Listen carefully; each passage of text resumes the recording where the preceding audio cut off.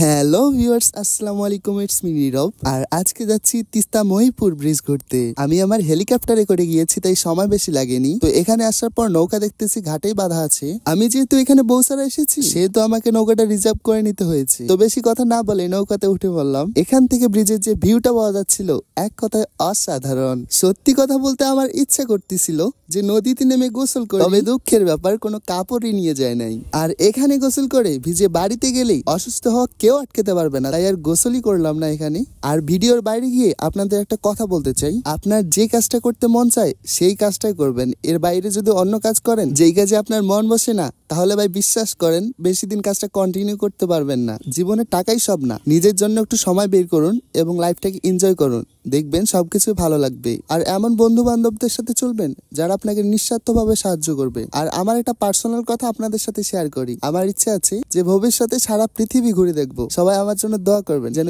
এই ইচ্ছাটা আমার পূর্ণ হয়। তো ভিউয়ার্স, আজকের এই মিনি ব্লগটা এখানেই শেষ করতেছি। আশা রেখে আপনাদের ভালো লেগেছে। ভালো লাগলে অবশ্যই কমেন্ট করবেন। তো সবাই ভালো থাকবেন আর আমার জন্য অবশ্যই দোয়া করবেন। আসসালামু আলাইকুম।